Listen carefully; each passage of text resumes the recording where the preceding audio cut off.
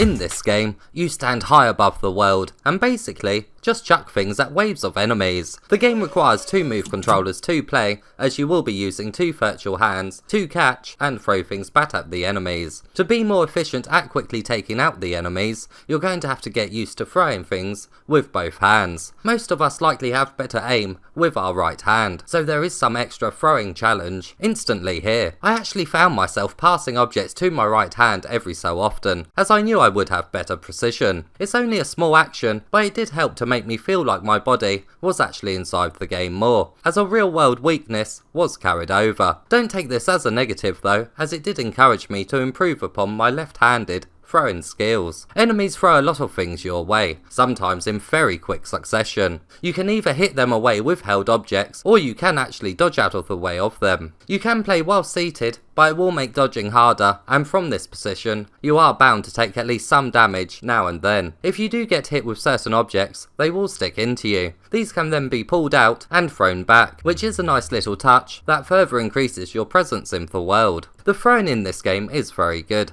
The only time I had a bit of an issue with aiming was when something was very far away. The hit detection on enemies and objects is very precise, so something that is small in the distance can be a little tricky to hit. Luckily, most dangers get increasingly closer to you. This really is a game that is centered mainly around throwing objects, so the game had to change up the enemy types, throwable objects and level locations to prevent it from getting dull quickly, and thankfully all of these things are addressed. Enemies ride around on horses and also come towards you in boats. Weapons allow for some visually comical moments, like the balls responding in the same manner as a bowling ball, or explosive barrels that can launch loads of enemies into the air at once. I have to say too, that the explosions here do look excellent. One of the most creative weapon types though, is the cannon. Not only can you catch and place a cannonball into it to fire it, but also anything else you grab, including enemies. Seeing them wriggle around in your hand does give you a great sense of power along with strength, and it's in these moments that the graphics really shine. The characters do have a lot of detail on them, but honestly, every location does look stunning and is crystal clear. Environmental damage can occur and birds pass by in the sky. Detail really is everywhere here. Further changing up the gameplay slightly is the boss battles.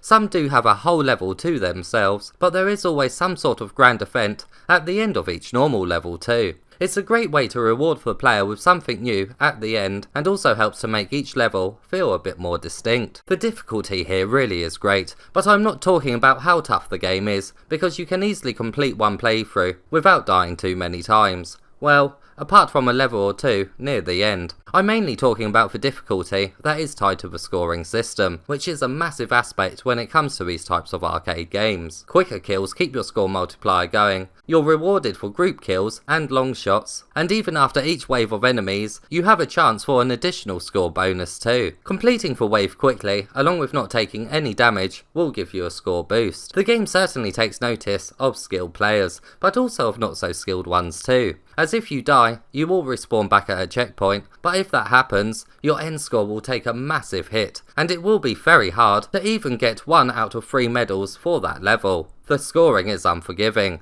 but it will separate the noobs from the pros. There is 9 levels in the game, which took me just under 3 hours to beat. There is some hidden collectibles that come in the form of treasure chests to hunt, but they shouldn't be too hard to find, considering you are in a fixed position in each level, and only need to search the surroundings for them. Collecting them does come with an extra reward too, as they contain new cosmetic hand types that you can equip. Unfortunately, the game's trophies were not online during the making of this review, and for the list on PSN mainly contains hidden ones, so I can't comment about how good or bad the list is at this moment in time. I'll leave a comment under this video when I know more about them.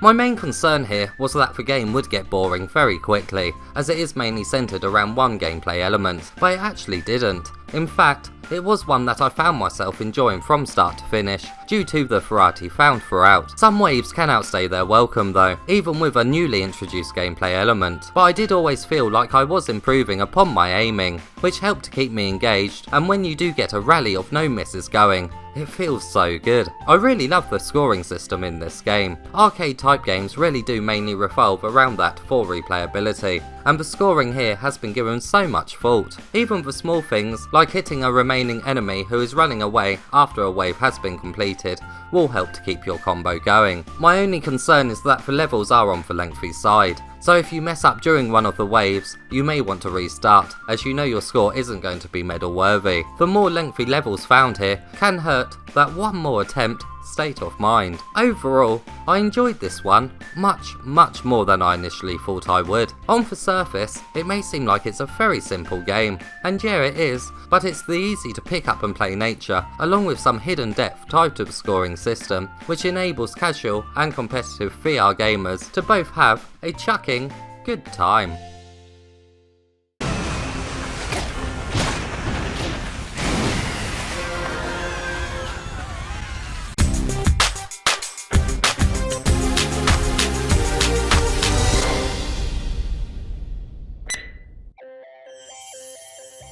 Sometimes, simple arcade games are a great virtual escape, and this one is no exception. In fact, it's one of the better ones to release in quite a while. As always, if you found this review helpful, please give it a thumbs up and subscribe for more PSVR content.